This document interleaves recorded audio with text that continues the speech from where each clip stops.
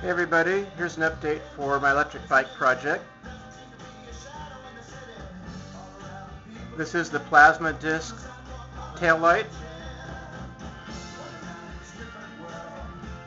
It's a bit more fun than the LED tail light.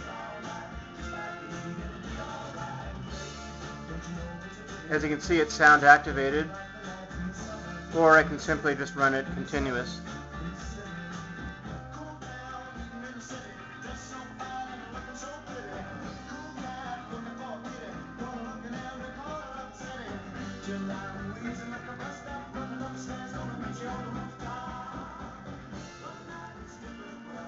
Here's an overall view of the bike.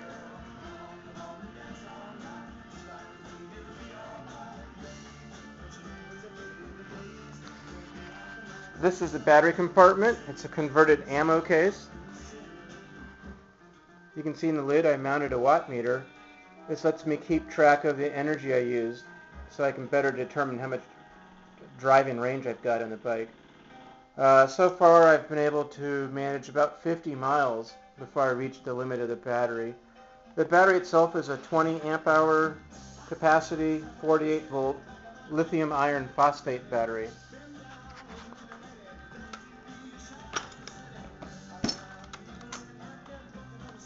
This is the wiring inside the battery, the watt meter, the main fuse, the battery management circuit board, and the battery itself, which is tightly confined in the box with this foam. That's an important consideration because when you hit a bump with most electric bikes that have a cloth battery compartment, the battery will shake around and it makes thud and jars and stuff, and it's not much fun. But on this bike I can hit a bump and I don't feel anything moving back here inside the battery compartment.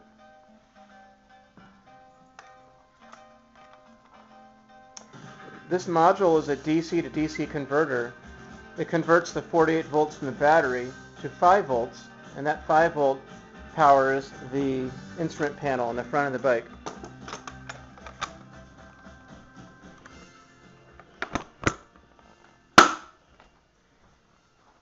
The instrument panel has an LED voltmeter for the main battery, an LED display that's presently not hooked up, so it's just floating and giving random numbers, but it's going to be a digital amp meter.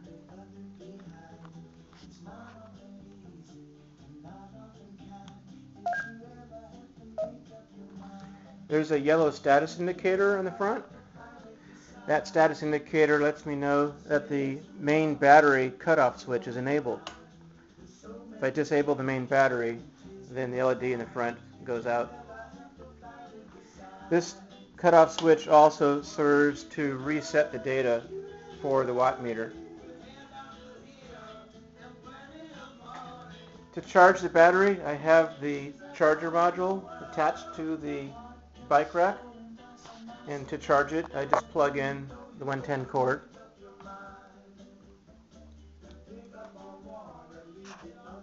Like that.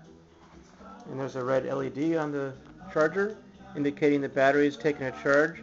When it's fully charged up, that turns green.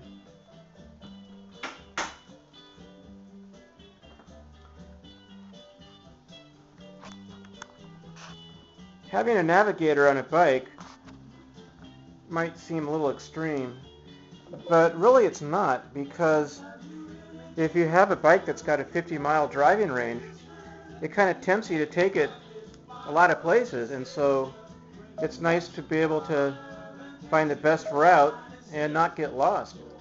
So I've really gotten good use out of this navigator.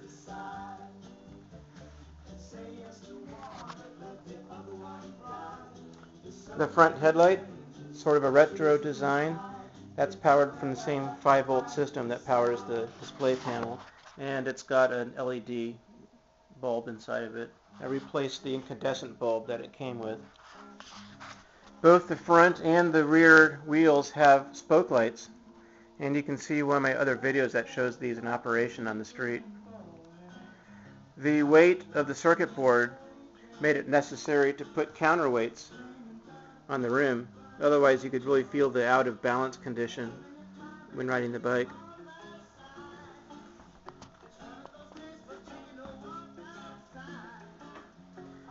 The bike is a Raleigh 7-speed cruiser, and it came with a 7-speed cluster rear wheel. So when I got the Crystalite motor kit, I got the one that had the 7-speed cluster on it, so I can still use all the gears in the bike that it came with, in addition to the use of the motor. And that's turned on back here on the back of the controller module that's mounted underneath the battery. That gives it a nice clean look, and it also protects it from the elements.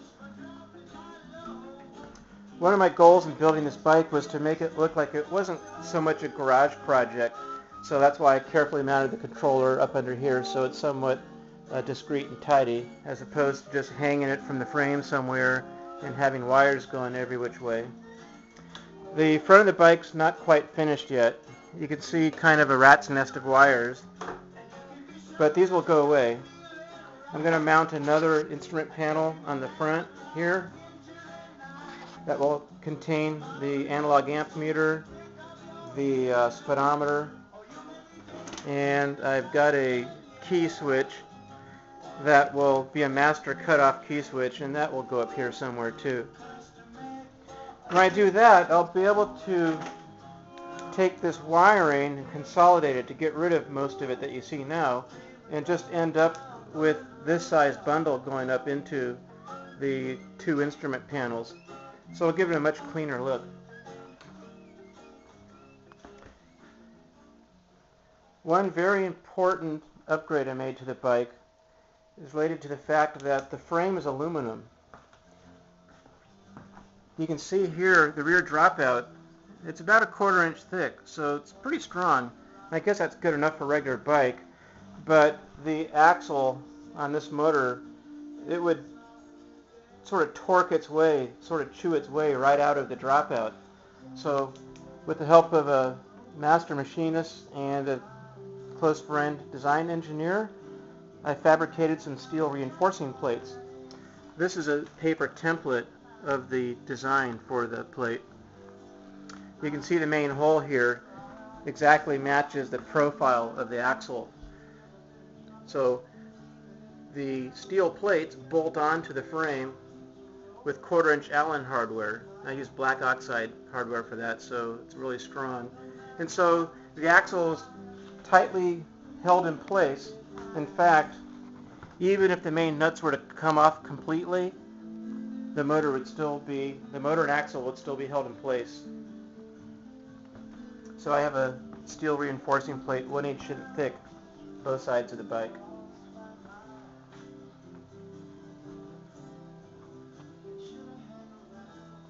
So that's pretty much it. That's the progress I've made so far on the bike. I have Harley style leather tassels and a Daniel Boone raccoon tail. Pretty common for a 1950s cruiser bike, so I thought it's kind of fun to put those on. In general, I get a lot of compliments on the bike, especially at night when I'm using the spoke lights. It's a lot of fun. And finally, there's a rear view mirror. This mirror is useful because it gives me a view of other bicycles. One last accessory on the bike is a speed enhancer. Mr. Roadrunner here. I actually measured the performance before and after the Roadrunner, and I get a 10% increase in speed with the Roadrunner. Actually 20% because I have one on both sides. So, there you have it. I hope you enjoyed the video.